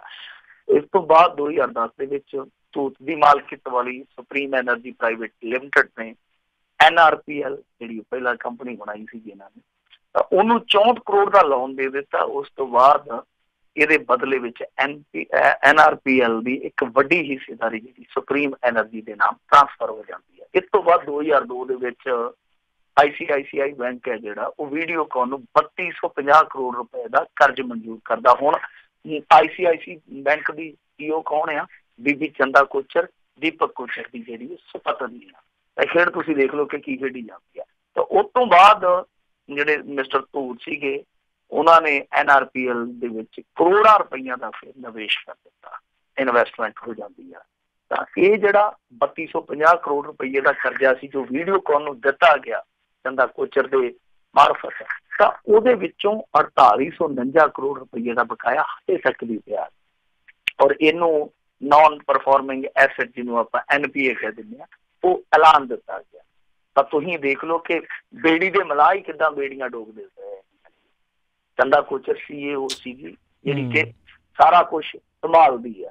ਤਾਂ ਉਹਨੇ ਕੀ ਕੀਤਾ ਕਿ ਉਹ ਇਸ ਖੇਡ ਦੇ ਵਿੱਚ ਸ਼ਾਮਲ ਹੋ ਗਈ। ਹੁਣ FIR ਦਰਜ ਹੋ ਗਈ ਹੈ ਧੂਤ ਤੇ ਵੀ, ਇਹਨਾਂ ਦੋਨਾਂ ਜੀਆਂ ਤੇ ਵੀ। ਪਰ ਗੱਲ ਉੱਥੇ ਦੀ ਉੱਥੇ ਆ ਕਿ ਜਿਹੜਾ ਦੇਸ਼ ਦੇ ਲੋਕਾਂ ਦਾ ਸਰਮਾਇਆ ਇੱਦਾਂ ਲੁਟਾਇਆ ਜਾ ਰਿਹਾ, ਉਹ ਇਹ ਲੋਕ ਬੜੀ ਆਸਾਨੀ ਦੇ ਨਾਲ ਵਰਤ ਕੇ ਆਸਾਨੀ ਦੇ ਨਾਲ ਲਿਜਾ ਕੇ ਪਾਸੇ ਹੋ ਜਾਂਦੇ ਆ। ਇਹਨਾਂ ਨੂੰ ਹੁੰਦਾ ਕੁਛ ਨਹੀਂ, ਕਿਉਂਕਿ ਇਹ ਮਾਮਲਾ ਜਿਹੜਾ ਪਿਛਲੇ ਸਾਲ ਦਾ ਕਈ ਮਹੀਨੇ ਬੀਤ ਗਏ। ਹੁਣ ਇਹਨਾਂ ਨੂੰ ਜਾ ਕੇ ਨਾਮਜ਼ਦ ਕੀਤਾ, ਕਦੋਂ ਗ੍ਰਿਫਤਾਰੀ ਹੋਊਗੀ, ਹੁੰਦੀ ਵੀ ਆ ਜਾਂ ਨਹੀਂ ਹੁੰਦੀ, ਉਹ ਇੱਕ ਬਹੁਤ ਵੱਡਾ ਸਵਾਲ ਆ। ਤਾਂ ਇਹੀ ਅਸਲੀ ਖੇਡ ਆ ਕਿ ਜਿਹੜਾ ਲੋਕਾਂ ਦਾ ਪੈਸਾ ਹੈ ਉਹ ਇਸ ਤਰ੍ਹਾਂ ਦੇ ਜਾਂ ਤੇ ਜਿਹੜੇ ਬਹੁਤ ਵੱਡੇ ਅਧਿਕਾਰੀ ਆ ਬੈਂਕਾਂ ਦੇ ਉਹ ਜਾਂ ਸਿਆਸਤਦਾਨ ਹੈ ਜਾਂ ਫਿਰ ਵੋਟਾਂ ਦੇ ਵਿੱਚ ਜਿਹੜੇ ਲੋਕ ਬੈਠੇ ਆ ਉਹ ਮਿਲ ਮਿਲਾ ਕੇ ਛਕੀ ਜਾਂਦੇ ਆ। ਉਹ ਕੱਖ ਨਹੀਂ ਰਿਹਾ, ਕਦੇ ਕਦਾ ਮਾਰ ਕੇ ਕਾਂ ਟੰਗ ਦਿੱਤਾ ਦੂਜਿਆਂ ਨੂੰ ਡਰਾਉਣ ਵਾਸਤੇ ਜਾਂ ਲੋਕਾਂ ਨੂੰ ਵਿਖਾਉਣ ਵਾਸਤੇ, ਉਹ ਵੱਖਰੀ ਗੱਲ ਆ। ਪਰ ਅਸਲ ਦੇ ਵਿੱਚ ਖੇਡ ਜਿਹੜੀ ਆ ਉਹ ਅਰਧਾਂ ਖਰਬਾਂ 'ਚ ਇਸ ਤਰ੍ਹਾਂ ਹੀ ਖੇਡੀ ਜਾਂਦੀ। ਜੀ ਜੀ ਜੀ। ਅਗਲੀ ਗੱਲ ਕਰਦੇ, ਫੂਲਕਾ ਨੂੰ ਕਹਿੰਦੇ ਸਪੀਕਰ ਤੋਂ ਪਈ ਹਾਕ, ਮੈਂਬਰੀ ਜਾਣਿਆ ਜਿਹੜਾ ਤੈਅ। ਦੇਖੋ ਫੂਲਕਾ ਸਾਹਿਬ ਨੂੰ ਸੱਦ ਲਿਆ ਸਪੀਕਰ ਸਾਹਿਬ ਨੇ, ਉਹਨਾਂ ਨੇ ਕਿਹਾ ਕਿ ਆ ਜਾਓ ਫੂਲਕਾ ਸਾਹਿਬ ਹੁਣ ਤੁਹਾਡੀ ਵਾਰੀ ਹੈ, ਕਿਉਂਕਿ ਖਹਿਰੇ ਦੀ ਵੀ ਮੈਂਬਰਸ਼ਿਪ ਹੈ ਜਿਹੜੀ ਉਹ ਵੀ ਰੱਦ ਹੋ ਸਕਦੀ ਹੈ। ਤੁਹਾਨੂੰ ਪਤਾ ਉੱਥੇ ਉਹਨਾਂ ਨੇ ਜਾ ਕੇ ਆਮ ਆਦਮੀ ਪਾਰਟੀ ਵਾਲਿਆਂ ਨੇ ਕਹਿ ਦਿੱਤਾ ਕਿ ਇਹਦੀ ਮੈਂਬਰਸ਼ਿਪ ਹੈ ਜਿਹੜੀ ਉਹ ਖੋਲ। ਵੈਸੇ ਇਹਦੇ ਵਿੱਚ ਵੀ ਇੱਕ ਬੜਾ ਕਮਾਲ ਦਾ ਦੋਗਲਾਪਨ ਹੈ ਨਾ, ਜੇ ਆਮ ਆਦਮੀ ਪਾਰਟੀ ਦੇ ਪੈਮਾਨਿਆਂ ਦੀ ਗੱਲ ਕਰੀਏ ਕਿ ਸੇਮ ਕਹਾਣੀ ਹੈ ਉਹ ਮਾਸਟਰ ਬਲਦੇਵ ਸਿੰਘ ਦੀ ਹੈ ਨਾ। ਉਹਨਾਂ ਨੇ ਵੀ ਅਸਤੀਫਾ ਦਿੱਤਾ, ਅਸਤੀਫਾ ਦੇਣ ਤੋਂ ਬਾਅਦ ਉਹਨਾਂ ਨੇ ਵੀ ਨਵੀਂ ਪਾਰਟੀ ਦੇ ਵਿੱਚ ਅਹੁਦਾ ਗ੍ਰਹਿਣ ਕਰ ਲਿਆ। ਜੋ ਸੁਖਪਾਲ ਸਿੰਘ ਖਹਿਰਾ ਦੀ ਪਾਰਟੀ ਆ ਉਹਦੇ ਵਿੱਚ ਉਹਨੇ ਮੀਤ ਪ੍ਰਧਾਨ ਦਾ ਅਹੁਦਾ ਗ੍ਰਹਿਣ ਕੀਤਾ ਹੋਇਆ। ਹੁਣ ਸੁਖਪਾਲ ਖਹਿਰੇ ਨੂੰ ਕਹਿੰਦੇ ਕਿ ਦਲ ਬਦਲੀ ਕਾਨੂੰਨ ਤਹਿਤ ਇਹਦੀ ਜਿਹੜੀ ਮੈਂਬਰਸ਼ਿਪ ਹੈ ਉਹ ਬਰਖਾਸਤ ਕਰ ਦਿਓ, ਰੱਦ ਕਰ ਦਿਓ। ਤਾਂ ਦੂਸਰੇ ਪਾਸੇ ਮਾਸਟਰ ਬਲਦੇਵ ਸਿੰਘ ਦੇ ਅਸਤੀਫੇ ਬਾਰੇ ਕਹਿੰਦੇ ਆ ਕਿ ਉਹ ਅਸਤੀਫਾ ਸਾਨੂੰ ਮਿਲਿਆ ਨਹੀਂ, ਜਦ ਕਿ ਮਾਸਟਰ ਬਲਦੇਵ ਸਿੰਘ ਨੇ ਸੋਸ਼ਲ ਮੀਡੀਆ ਦੇ ਜ਼ਰੀਏ ਘਰ ਘਰ 'ਚ ਆਪਣਾ ਅਸਤੀਫਾ ਪਹੁੰਚਾਇਆ ਹੋਇਆ। ਇਹ ਡਬਲ ਸਟੈਂਡਰਡ ਹੈ, ਸ਼ਾਇਦ ਗੁਣਾ ਗਣਿਤ ਤੇ ਚੱਲਦਾ ਪਿਆ ਕਿ ਕਿੱਦਾਂ ਕਰੀਏ ਕਿੱਦਾਂ ਨਾ ਕਰੀਏ, ਕਿਤੇ ਇਹ ਨਾ ਹੋਵੇ ਕਿ ਵਿਰੋਧੀ ਧਿਰ ਵਾਲੀ ਜਿਹੜੀ ਕਲਗੀ ਆ ਉਹ ਵੀ ਲੈ ਜਾਵੇ। ਖੈਰ ਹੁਣ ਇਸ ਮਾਮਲੇ ਦੇ ਵਿੱਚ HS ਫੂਲਕਾ ਨੂੰ 20 ਫਰਵਰੀ ਨੂੰ ਸੱਦਿਆ ਗਿਆ। ਸਪੀਕਰ ਨੇ ਕਿਹਾ ਕਿ 11 ਵਜੇ ਮੇਰੇ ਚੈਂਬਰ 'ਚ ਆ ਕੇ ਮੁਲਾਕਾਤ ਕਰੋ। ਦੱਸਿਆ ਜਾਂਦਾ ਕਿ ਇਹਨਾਂ ਦੇ ਅਸਤੀਫੇ 'ਚ ਹਾਲੇ ਵੀ ਤਰੁੱਟੀਆਂ ਨੇ। ਹਾਲਾਂਕਿ ਮੇਰੇ ਖਿਆਲ ਦੇ ਨਾਲ ਦੋਹਰੀ ਦਫਾ ਇਹਨਾਂ ਨੇ ਅਸਤੀਫਾ ਦਿੱਤਾ ਵਾ। ਪਹਿਲੀ ਦਫਾ ਇਹਨਾਂ ਨੇ ਇੱਕ ਲੰਮਾ ਚੌੜਾ ਇੱਕ ਚਿੱਠਾ ਲਿਖਿਆ ਸੀ, ਉਸ ਤੋਂ ਬਾਅਦ ਫਿਰ ਅਸਤੀਫਾ ਜਿਹੜਾ ਦਿੱਤਾ। ਹਾਲੇ ਵੀ ਦੱਸਦੇ ਕੁਛ ਤਰੁੱਟੀਆਂ ਨੇ। ਹੁਣ ਕੀ ਨੇ ਪਤਾ ਨਹੀਂ, ਟੈਕਨੀਕਲੀ ਕਿਤੇ ਕੋਈ ਤੇਜ਼ ਫਸਿਆ, ਪਰ ਹੈਰਾਨਗੀ ਹੁੰਦੀ ਆ ਕਿ ਇਹੋ ਜਿਹੇ ਮਾਮਲਿਆਂ ਦੇ ਵਿੱਚ ਕਿੰਨੀ ਦੇਰੀ ਨਾਲ ਫੈਸਲੇ ਲਏ ਜਾ ਰਹੇ ਆ। ਤੁਸੀਂ ਹੁਣ ਆਪ ਅੰਦਾਜ਼ਾ ਲਾ ਲਓ, ਜੇ ਮੈਂ ਭੁੱਲਦਾ ਨਹੀਂ ਤੇ ਅਸਤੀਫਾ ਜਿਹੜਾ HS ਫੂਲਕਾ ਦਾ ਉਹ ਅਕਤੂਬਰ ਦਾ ਹੋਇਆ ਵਾ, ਅਕਤੂਬਰ ਦਾ। ਤਾਂ ਅਕਤੂਬਰ ਤੋਂ ਹੁਣ ਤੱਕ ਲਾ ਲਓ ਤੇ ਫਰਵਰੀ ਗਾ ਫੇਰ ਤਰੀਕ ਦੇ ਦਿੱਤੀ ਵੀ, ਤੇ ਜੇ ਕਦੀ ਹੋਰ ਤਰੀਕ ਪੈ ਗਈ ਜਿੱਦਾਂ ਕੋਰਟਾਂ 'ਚ ਪੈਂਦੀ ਆ ਤਾਂ ਲਾ ਲਓ 6 ਮਹੀਨੇ ਦਾ ਸਮਾਂ ਲੰਘ ਗਿਆ। ਤਾਂ ਜਦ ਤੱਕ HS ਫੂਲਕਾ ਨੇ ਵੀ ਨਾ ਹੀ ਉਹ ਭੱਤੇ ਜਾਂ ਤਨਖਾਹਾਂ ਛੱਡੀਆਂ ਜਿਹੜੀਆਂ ਇੱਕ ਵਿਧਾਇਕ ਨੂੰ ਮਿਲਦੀਆਂ, ਤੇ ਨਾ ਹੀ ਉਹਨਾਂ ਨੇ ਕਿਹਾ ਕਿ ਹਾਂ ਵੀ ਲੱਖਾਂ ਰੁਪਈਆ ਜਿਹੜਾ ਇੱਧਰ ਜਾਣ ਡਿਆ ਘੱਟੋ ਘੱਟ ਨਿਬੇੜਾ ਕਰਕੇ ਇੱਕ ਪਾਸੇ ਲਾ ਕੇ ਅਸੀਂ ਇਹ ਜਿਹੜਾ ਪੈਸਾ ਉਹ ਤੇ ਰੋਕੀਏ। ਇਖਲਾਕੀ ਤੌਰ ਤੇ ਜੇ ਦੇਖੀਏ ਇਹ ਜਿੰਨੇ ਵੀ ਵਿਧਾਇਕ ਹੈ ਜਿਨ੍ਹਾਂ ਨੇ ਅਸਤੀਫਾ ਦਿੱਤਾ ਜਾਂ ਅਸੀਂ ਛੱਡਿਆ ਭਾਈ ਮੈਂਬਰਸ਼ਿਪ ਛੱਡੀ ਹੈ ਜਾਂ ਅਸੀਂ ਵਿਧਾਇਕੀ ਛੱਡੀ ਆ, ਇਖਲਾਕ ਤੇ ਇਹੋ ਕਹਿੰਦਾ ਕਿ ਭਾਈ ਤੁਸੀਂ ਉਦੋਂ ਤੋਂ ਤਨਖਾਹਾਂ ਲੈਣੀਆਂ ਬੰਦ ਕਰ ਦਿਓ, ਪੱਤੇ ਲੈਣੇ ਬੰਦ ਕਰ ਦਿਓ। ਪਰ ਜੇ ਨਹੀਂ ਵਿਧਾਇਕ ਕਰਦਾ ਤੇ ਸਪੀਕਰ ਨੂੰ ਇਹਨਾਂ ਚੀਜ਼ਾਂ ਬਾਰੇ ਵੇਖਣਾ ਚਾਹੀਦਾ, ਜਲਦੀ ਤੋਂ ਜਲਦੀ ਨਿਬੇੜਾ ਕਰਨਾ ਚਾਹੀਦਾ। ਜੀ ਬਿਲਕੁਲ ਬਿਲਕੁਲ ਜੀ। ਅਗਲੀ ਗੱਲ ਕਰਦੇ ਹਾਂ, ਬੇਅਦਬੀ ਦੀਆਂ ਘਟਨਾਵਾਂ ਦੀ ਜਾਂਚ ਰਿਪੋਰਟ ਛੇਤੀ ਆਉਣ ਦੀ ਸੰਭਾਵਨਾ, ਜਾਖੜ ਹੋਣਾ ਦਾ ਬਿਆਨ ਆਇਆ। ਬਸ ਇਹਨਾਂ ਨੇ ਦਰਾਜ ਚੋਂ ਕੱਢ ਲਈ ਆ ਬੇਅਦਬੀ ਦੀ ਰਿਪੋਰਟ, ਪਰ ਲੋਕਾਂ ਦੇ ਵਿੱਚ ਪਤਾ ਨਹੀਂ ਕਦੋਂ ਤੱਕ ਆਊਗੀ, ਲੋਕਾਂ ਦੇ ਵਿੱਚ ਸਿੱਟੇ ਕਦੋਂ ਤੱਕ ਜਾਣਗੇ। ਹੁਣ ਇਲੈਕਸ਼ਨ ਆ ਗਿਆ ਨਾ, ਹੁਣ ਹਰੇਕ ਤਰ੍ਹਾਂ ਦਾ ਮੁੱਦਾ ਇਹਨਾਂ ਨੂੰ ਚੇਤੇ ਆ ਗਿਆ। ਹੁਣ ਇਹਨਾਂ ਨੇ ਅੱਜ ਮੇਰੇ ਖਿਆਲ ਦੇ ਨਾਲ ਅਧਿਆਪਕਾਂ ਨੂੰ ਵੀ ਰਹਿ ਦੇ ਦਿੱਤੀ, ਵਿਧਾਇਕ ਆ ਜਿਹੜੇ ਉਹਨਾਂ ਨੂੰ ਵੀ ਕਹਿ ਦਿੱਤਾ ਕਿ 5-5 ਕਰੋੜ ਰੁਪਈਆ ਤੁਹਾਨੂੰ ਵਿਕਾਸੀ ਫੰਡ ਦੇਵਾਂਗੇ। ਹੁਣ ਸਾਰਾ ਕੁਛ ਹੀ ਚੇਤੇ ਆ ਗਿਆ, ਹੁਣ ਬਹੁਤ ਕੁਛ ਚੇਤੇ ਆਊਗਾ। ਤਾਂ ਜਾਖੜ ਸਾਹਿਬ ਨੇ ਹੁਣ ਕਿਹਾ, ਕਹਿੰਦੇ ਕਿ ਜੀ ਇਹ ਰਿਪੋਰਟ ਜਿਹੜੀ ਆ ਜਲਦੀ ਸਰਕਾਰ ਨੂੰ ਸੌਂਪਣ ਦੀ ਸੰਭਾਵਨਾ, ਸਰਕਾਰ ਦੀ ਕੋਸ਼ਿਸ਼ ਹੈ ਕਿ ਬੇਅਦਬੀ ਦੇ ਦੋਸ਼ੀਆਂ ਨੂੰ ਜਲਦੀ ਤੋਂ ਜਲਦੀ ਸਜ਼ਾਵਾਂ ਮਿਲ ਸਕਣ। ਤੇ ਦੂਜੀ ਚੀਜ਼ ਉਹਨਾਂ ਨੇ ਗੱਲ ਕਹੀ ਆ ਕਿ ਬਰਗਾੜੀ ਮੋਰਚਾ ਤੇ ਹੁਣ ਖਤਮ ਹੋ ਗਿਆ, ਪਰ ਸਰਕਾਰ ਉਹਨਾਂ ਦੀ ਤਸੱਲੀ ਨਹੀਂ ਕਰਵਾ ਸਕੀ। ਤੇ ਉਹ ਕਹਿੰਦੇ ਕਿ ਦੇਖੋ ਜੀ ਸਾਰਾ ਕੁਛ ਹੈ ਜਿਹੜਾ ਰਿਪੋਰਟ ਮਿਲਣ ਬਾਅਦ ਹੋ ਜਾਏਗਾ, ਸਭ ਕੁਛ ਠੀਕ ਠਾਕ ਕਰ ਲਿਆ ਜਾਊਗਾ। ਤੇ ਹੁਣ ਦੇਖੋ ਕਿੱਡੀ ਵਿਚਿੱਤਰ ਜੀ ਗੱਲ ਆ, ਕਹਿੰਦੇ ਆ ਕਿ ਜੀ ਛੇਤੀ ਰਿਪੋਰਟ ਸਰਕਾਰ ਤੱਕ ਪਹੁੰਚ ਜਾਊਗੀ ਸੰਭਾਵਨਾ। ਹੁਣ ਜਦੋਂ SIT ਜਾਂਚ ਪੜਤਾਲ ਕਰਦੀ ਪਈ ਆ, ਹਰੇਕ ਬੰਦੇ ਨੂੰ ਪਤਾ ਕਿ ਠੀਕ ਉਸੇ ਸਮੇਂ ਪੁਲਿਸ ਦੇ ਕੁਛ ਬੰਦੇ ਆ ਜਿਹੜੇ ਉਹ ਚਲੇ ਗਏ ਸੀ ਅਦਾਲਤ ਦੇ ਵਿੱਚ ਚਲੇ ਗਏ। ਉਸ ਤੋਂ ਬਾਅਦ ਉਹਨਾਂ ਦੀ ਸੁਣਵਾਈ ਜਿਹੜੀ ਜਾਂ ਉਹਨਾਂ ਦੀ ਪੜਤਾਲ ਹੈ ਜਿਹੜੀ ਉਹ ਇੱਕ ਤਰ੍ਹਾਂ ਠੱਪ ਪਈ ਆ। ਉਧਰੋਂ ਸੁਣਵਾਈ ਦੀ ਤਰੀਕ ਪੈ ਗਈ, ਉਧਰੋਂ ਜਿਹੜੀ ਜਾਂਚ ਪੜਤਾਲ ਚੱਲਦੀ ਸੀ ਉਹਦੇ ਤੇ ਰੋਕ ਲੱਗ ਗਈ। ਹੁਣ ਹਾਈ ਕੋਰਟ ਦੀ ਇਹ ਰੋਕ ਆ ਕਿ ਜਦ ਤੱਕ ਮਾਮਲਾ ਨਿਬੜ ਨਹੀਂ ਜਾਂਦਾ, ਤੁਸੀਂ ਅਦਾਲਤ ਦੀ ਪਰਮਿਸ਼ਨ ਤੋਂ ਬਿਨਾਂ ਕੋਈ ਵੀ ਇਹ ਜਿਹੜਾ ਪੜਤਾਲ ਦਾ ਸਿੱਟਾ ਉਹ ਅਦਾਲਤ 'ਚ ਕਾਗਜ਼ਾਂ ਦੇ ਰੂਪ 'ਚ ਜਮ੍ਹਾਂ ਨਹੀਂ ਕਰਵਾ ਸਕਦੇ। ਤਾਂ ਉਹ ਤੁਹਾਨੂੰ ਸਭ ਤੋਂ ਪਹਿਲਾਂ ਕੋਰਟ ਦੀ ਪਰਮਿਸ਼ਨ ਲੈਣੀ ਪਊਗੀ। ਤਾਂ ਜਦ ਤੱਕ ਉੱਥੇ ਸੁਣਵਾਈ ਪੂਰੀ ਨਹੀਂ ਹੁੰਦੀ ਤਾਂ ਕੋਰਟ ਇਹਨਾਂ ਨੂੰ ਪਰਮਿਸ਼ਨ ਕਿਸ ਤਰ੍ਹਾਂ ਦੇਊ? ਇੱਕ ਬਹੁਤ ਵੱਡਾ ਸਵਾਲ ਆ। ਤਾਂ ਇਹ ਕਹਿੰਦੇ ਆ ਕਿ ਨਹੀਂ ਜੀ ਸਰਕਾਰ ਨੂੰ ਉਹਨਾਂ ਨੇ ਸੌਂਪਣੀ। ਸਰਕਾਰ ਕੋਲ ਕਿੱਦਾਂ ਸੌਂਪਣਗੇ? ਸਮਝ ਤੋਂ ਪਰੇ ਦੀ ਗੱਲ ਹੈ। ਜੇ ਸਰਕਾਰ ਕੋਲ ਆਊਗੀ, ਜਦੋਂ ਹਾਈ ਕੋਰਟ ਦੇ ਵਿੱਚ ਮਾਮਲਾ, ਸਰਕਾਰ ਕੀ ਕਰ ਸਕਦੀ? ਦੋਸ਼ੀਆਂ ਨੂੰ ਸਜ਼ਾਵਾਂ ਕਿਵੇਂ ਦੇ ਸਕਦੇ? ਕਿਉਂਕਿ ਦੋਸ਼ੀ ਤੇ ਅਦਾਲਤ ਦੀ ਸ਼ਰਨ 'ਚ ਜਾ ਕੇ ਬੈਠੇ ਆ। ਇਹ ਸਾਰਾ ਕੁਛ ਹੈ ਜਿਹੜਾ ਭਾਵਨਾਤਮਕ ਤੌਰ ਤੇ ਮੁੱਦਾ ਬਣਾਉਣ ਦਾ ਯਤਨ ਆ, ਪਰ ਇਸ ਮਾਮਲੇ ਦੇ ਵਿੱਚ ਜਿੰਨੀ ਸੰਜੀਦਗੀ ਦੇ ਨਾਲ ਕੰਮ ਹੋਣਾ ਚਾਹੀਦਾ ਸੀ ਉਹ ਕੀਤਾ ਨਹੀਂ ਗਿਆ। ਜੀ ਜੀ ਬਿਲਕੁਲ। ਅਤੇ ਵੈਸੇ ਇਹ ਚੀਜ਼ਾਂ ਤੋਂ ਇਹ ਸਾਫ਼ ਹੀ ਮਿੰਟੂ ਜੀ ਪਤਾ ਲੱਗਦਾ ਵੀ ਲੋਕਾਂ ਨੂੰ ਕਾਫੀ ਇੱਦਾਂ ਦੇ ਬਿਆਨਾਂ ਦੇ ਨਾਲ ਭਰਮਾਇਆ ਜਾਂਦਾ ਆ, ਅਤੇ ਲੋਕ ਮੰਨ ਵੀ ਜਾਂਦੇ ਨੇ ਬਹੁਤ ਸਾਰੀਆਂ ਗੱਲਾਂ ਇਹਨਾਂ ਸਿਆਸਤਦਾਨਾਂ ਦੀਆਂ ਵੀ ਲੈ ਵੀ ਹੁਣ ਕੁਛ ਨਾ ਕੁਛ ਸ਼ਾਇਦ ਬਣੇ ਹੀ ਜਾਊਗਾ। ਅਗਲੀ ਜਿਹੜੀ ਆਪਾਂ ਗੱਲ ਕਰਦੇ, ਸੁਖਬੀਰ ਬਾਦਲ ਜਿਹੜੇ ਭੁੱਲੇ ਟਕਸਾਲੀਆਂ ਦੀ ਇੱਜ਼ਤ ਖੁੱਲ੍ਹ ਕੇ ਕਹਿੰਦੇ ਕੱਢੀ ਪੜਾਸ। ਇਹ ਤਾਂ ਕਹਿੰਦੇ ਸੀ ਕਿ ਮੈਂ ਤਾਂ ਇਹਨਾਂ ਦਾ ਮਾਨ ਸਨਮਾਨ ਹੀ ਬੜਾ ਕਰਦਾ, ਮੈਂ ਤੇ ਇਹਨਾਂ ਨੂੰ ਬੋਲਦਾ ਹੀ ਬੜੇ ਮੂੰਹ ਪਿਆ, ਪਰ ਹੁਣ ਅਸਲੀ ਰੰਗ ਦੇ ਵਿੱਚ ਲੱਗਦਾ ਕਿ ਆ ਗਿਆ। ਤੇ ਉਹਨਾਂ ਨੇ ਇੱਥੋਂ ਤੱਕ ਅੱਜ ਕਿਹਾ ਕਿ ਜਿਹੜਾ ਅਕਾਲੀ ਦਲ ਟਕਸਾਲੀ ਦਾ ਪ੍ਰਧਾਨ ਆ ਰਣਜੀਤ ਸਿੰਘ ਬ੍ਰਹਮਪੁਰਾ, ਸਵੇਰ ਤੋਂ ਸ਼ਾਮ ਤੱਕ ਇੱਕੋ ਹੀ ਕੰਮ ਕਰਦਾ, ਬਸ ਝੂਠ ਹੀ ਬੋਲੀ ਜਾਂਦਾ, ਝੂਠ ਹੀ ਬੋਲੀ ਜਾਂਦਾ। ਪਰ ਇਹ ਵੀ ਦੱਸਦੇ ਨਾ ਕਿ ਇਸ ਰਾਜਨੀਤੀ ਦੇ ਵਿੱਚ ਐਸਾ ਕੋਈ ਸ਼ਖਸ ਹੈ ਜਿਹੜਾ ਸਵੇਰ ਤੋਂ ਲੈ ਕੇ ਸ਼ਾਮ ਤੱਕ ਝੂਠ ਨਹੀਂ, ਸਿਰਫ ਸੱਚ ਹੀ ਬੋਲਦਾ ਤੇ ਸੱਚ ਹੀ ਬੋਲੀ ਜਾਂਦਾ। ਕੋਈ ਇੱਕ ਹੀ 10 ਦਿਨ ਪੂਰੇ ਇੰਡੀਆ 'ਚ। ਖੈਰ, ਵਿਕਰਮ ਸਿੰਘ ਮਜੀਠੀਆ ਨੇ ਵੀ ਥੋੜੇ ਜਿਹੇ ਰਗੜੇ ਲਾਏ ਆ ਇਹਨਾਂ ਨੂੰ। ਉਹ ਕਹਿੰਦੇ ਆ ਕਿ ਰਣਜੀਤ ਸਿੰਘ ਬ੍ਰਹਮਪੁਰਾ ਜਿਹੜਾ ਉਹ ਅੱਜ ਕੱਲ੍ਹ ਕਾਂਗਰਸੀ ਪ੍ਰਧਾਨ ਸੁਨੀਲ ਜਾਖੜ ਦੇ ਇਸ਼ਾਰਿਆਂ ਤੇ ਚੱਲਦਾ, ਉਹਦੀ ਰਿਪੋਰਟ ਤੇ ਚੱਲਦਾ। ਇਹ ਸਾਰਾ ਕੁਛ ਸ਼ੁਰੂ ਹੋਇਆ ਸੀਗਾ ਥੋੜੇ ਦਿਨ ਪਹਿਲਾਂ, ਜਦੋਂ ਪ੍ਰਧਾਨ ਜੀ ਗਏ ਸੀਗੇ ਮੇਰੇ ਖਿਆਲ ਦੇ ਨਾਲ ਮਾਝੇ ਦੇ ਵਿੱਚ ਖਡੂਰ ਸਾਹਿਬ ਇਲਾਕੇ 'ਚ, ਤਾਂ ਉੱਥੇ ਜਾ ਕੇ ਸੁਖਬੀਰ ਸਿੰਘ ਬਾਦਲ ਨੇ ਆਖਿਆ ਸੀਗਾ ਕਿ ਇਹ ਰਣਜੀਤ ਸਿੰਘ ਬ੍ਰਹਮਪੁਰਾ ਜਿਹੜਾ ਅਸਲ ਦੇ ਵਿੱਚ ਉਦੋਂ ਬਾਅਦ ਮੈਦਾਨ 'ਚ ਆਇਆ ਜਦੋਂ ਇਹਨੇ ਕੈਪਟਨ ਅਮਰਿੰਦਰ ਸਿੰਘ ਦੇ ਨਾਲ ਤਾਰ ਲਾ ਲਈ ਸੀ, ਗਾਂਡਾ ਸਾਂਡਾ ਕਰ ਲਿਆ ਸੀਗਾ। ਸਿੱਧੇ ਤੌਰ ਤੇ ਖਡੂਰ ਸਾਹਿਬ ਦੇ ਵਿੱਚ ਜਾ ਕੇ ਜਿਹੜਾ ਕਿ ਗਾੜਿਆ ਰਣਜੀਤ ਸਿੰਘ ਬ੍ਰਹਮਪੁਰਾ ਦਾ, ਉਹਨੂੰ ਇਹ ਗਰਦਾਨ ਦੇਣਾ ਕਿ ਇਹ ਅਸਲ ਦੇ ਵਿੱਚ ਕਾਂਗਰਸ ਦਾ ਫਿੱਟ ਕੀਤਾ ਹੋਇਆ ਇੱਕ ਪਿਆਦਾ ਵਾ ਸਿਆਸਤ ਦੇ ਵਿੱਚ। ਤਾਂ ਇਹ ਆਪਣੇ ਆਪ ਦੇ ਵਿੱਚ ਬਹੁਤ ਵੱਡਾ ਇਲਜ਼ਾਮ ਸੀਗਾ। ਤਾਂ ਉਸ ਤੋਂ ਬਾਅਦ ਫਿਰ ਉਹਨਾਂ ਨੇ ਰਿਐਕਟ ਕੀਤਾ ਸੀਗਾ ਟਕਸਾਲੀਆਂ ਨੇ। ਹੁਣ ਉਹ ਵੀ ਟਕਸਾਲੀ ਜੋ ਠਹਿਰੇ, ਜਵਾਬ ਤੇ ਉਹ ਵੀ ਠੋਕਵਾ ਦੇਣਗੇ। ਉਹਨਾਂ ਨੇ ਆਖਿਆ ਸੀਗਾ ਕਿ ਏਦਾਂ ਕਰ ਸੁਖਬੀਰ ਸਾਹਿਬ, ਤੂੰ ਪਰਿਵਾਰ ਲੈ ਕੇ, ਆਪਦਾ ਟੱਬਰ ਲੈ ਕੇ ਅਕਾਲ ਤਖਤ ਤੇ ਆ ਜਾ, ਫਿਰ ਉੱਥੇ ਨਵੇੜੇ ਕਰ ਲਵਾਂਗੇ ਕਿ ਕਾਂਗਰਸ ਦੇ ਨਾਲ ਰਲਿਆ ਕੌਣ, ਮਿਲਿਆ ਕੌਣ। ਤਾਂ ਇਹਨਾਂ ਨੇ ਉਸ ਚੀਜ਼ ਦਾ ਤੇ ਜਵਾਬ ਨਹੀਂ ਦਿੱਤਾ, ਬਲਕਿ ਅਸਿੱਧੇ ਢੰਗ ਨਾਲ ਦੂਸਰੇ ਪਾਸੋਂ ਇੱਕ ਇਹ ਸ਼ਬਦੀ ਹਮਲਾ ਕੀਤਾ। ਖੈਰ, ਜੋ ਮਰਜ਼ੀ ਆ, ਅਸਲ ਦੇ ਵਿੱਚ ਰਾਜ ਕਰਨਵੀਰ ਸਿੰਘ ਦੀ ਬਿਆਨਾਂ ਦੀ ਰਾਜਨੀਤੀ ਹੈ ਜਿਹੜੀ, ਇਹ ਨੁਕਸਾਨਾਂ ਦੀ ਰਾਜਨੀਤੀ ਆ ਜੀ। ਤੁਸੀਂ ਦੇਖੋ, ਪੰਜਾਬ ਦੇ ਵਿੱਚ ਮੈਂ ਇੱਕ ਪੋਸਟ ਪਾਈ ਸੀ ਆਪਣੇ ਫੇਸਬੁੱਕ ਪੇਜ ਤੇ, ਅੱਜ ਕੱਲ੍ਹ ਪੋਸਟ ਪਾ ਕੇ ਵੀ ਡਰ ਲੱਗਦਾ, ਕਈ ਵਾਰ ਟ੍ਰੋਲਿੰਗ ਬਹੁਤ ਜ਼ਬਰਦਸਤ ਕਰਦੇ ਆ ਲੋਕ। ਤਾਂ ਖੈਰ, ਪੋਸਟ ਦੇ ਵਿੱਚ ਜੋ ਮੈਂ ਲਿਖਿਆ ਸੀ, 14 ਮੌਤਾਂ ਲਿਖੀਆਂ ਕਿ ਸਵਾਈਨ ਫਲੂ ਦੇ ਨਾਲ ਹੁਣ ਤੱਕ 14 ਮੌਤਾਂ ਹੋਈਆਂ, ਬੱਚੇ ਮਰ ਰਹੇ। ਤਾਂ ਅੰਕੜਾ ਜਿਹੜਾ ਹੁਣ ਦਾ ਅੰਕੜਾ ਉਹ 17 ਹੋ ਗਿਆ ਪੰਜਾਬ ਦੇ ਵਿੱਚ, ਤੇ 135 ਦੇ ਕਰੀਬ ਕੇਸ ਜਿਹੜੇ ਆ ਉਹ ਦਰਜ ਹੋ ਚੁੱਕੇ ਹੁਣ ਤੱਕ। ਅਧਿਕਾਰਤ ਅੰਕੜਾ ਤੁਸੀਂ ਦੇਖੋ ਕਿ ਕਿਸੇ ਵੀ ਵਿਰੋਧੀ ਧਿਰ ਦੇ, ਚਾਹੇ ਕੋਈ ਟਕਸਾਲੀ ਹੋਵੇ, ਚਾਹੇ ਕੋਈ ਆਮ ਆਦਮੀ ਪਾਰਟੀ ਵਾਲਾ ਹੋਵੇ, ਚਾਹੇ ਕੋਈ ਵੀ ਹੋਵੇ, ਕਿਸੇ ਨੇ ਮੁੱਦਾ ਚੁੱਕਿਆ। ਜਦ ਕਿ ਉੱਤਰਾਖੰਡ ਦੇ ਵਿੱਚ 10-11 ਮੌਤਾਂ ਹੋਈਆਂ ਨੇ, ਉਹਨਾਂ ਨੇ ਸਾਰਾ ਸੂਬਾ ਲੱਟ ਤੇ ਕਰ ਦਿੱਤਾ, ਬੜੀ ਸ਼ਿੱਦਤ ਦੇ ਨਾਲ ਕੰਮ ਕਰਨ ਡਏ ਆ। ਸਾਡੇ ਇੱਥੇ ਬੱਚੇ ਮਰਨ ਡਏ ਆ, ਸਾਡੇ ਇੱਥੇ ਲੋਕਾਂ ਦੀ ਮੌਤ ਹੋਣ ਡਈ ਸਵਾਈਨ ਫਲੂ ਦੇ ਨਾਲ। ਇੱਥੇ ਸਰਕਾਰੀ ਮਸ਼ੀਨਰੀ 'ਚ ਕੋਈ ਹਰਕਤ ਹੀ ਨਹੀਂ। ਔਰ ਦੇਖੋ ਕਿੱਡੀ ਤਰਾਸਦੀ ਵਾਲੀ ਗੱਲ ਆ ਕਿ ਸਾਡੀ ਜਿਹੜੀ ਵਿਰੋਧੀ ਧਿਰ ਆ, ਵਿਰੋਧੀ ਧਿਰ ਦੇ ਵਿੱਚ ਕਿੰਨੀਆਂ ਧਿਰਾਂ ਨੇ ਮੋਹਰਿਓਂ, ਤੇ ਉਹਨਾਂ ਦੇ ਵਿੱਚੋਂ ਕੋਈ ਵੀ ਧਿਰ ਇਸ ਗੱਲ ਤੇ ਕੋਈ ਕੰਨ ਹੀ ਨਹੀਂ ਚੁੱਕ ਕਰਦੀ ਪਈ, ਕੋਈ ਦੰਦ ਤੋਂ ਦੰਦ ਹੀ ਨਹੀਂ ਚੁੱਕਦੀ ਪਈ। ਤਾਂ ਬਿਆਨਾਂ ਨੂੰ ਅਸੀਂ ਕੀ ਸਿਰ 'ਚ ਮਾਰਨਾ ਜਾਂ ਰਗੜ ਕੇ ਫੋੜੇ ਤੇ ਲਾਉਣਾ? ਵਿਰੋਧੀ ਧਿਰ ਦੇ ਵਿੱਚ ਹੋ, ਚਾਹੇ ਤੁਸੀਂ ਅਕਾਲੀ ਹੋ, ਚਾਹੇ ਆਮ ਆਦਮੀ ਪਾਰਟੀ ਵਾਲੇ ਹੋ, ਤੁਹਾਡਾ ਕੰਮ ਕੀ ਹੈ? ਜਨਤਾ ਦੇ ਮੁੱਦਿਆਂ ਤੇ ਰਾਜਨੀਤੀ ਕਰਨਾ।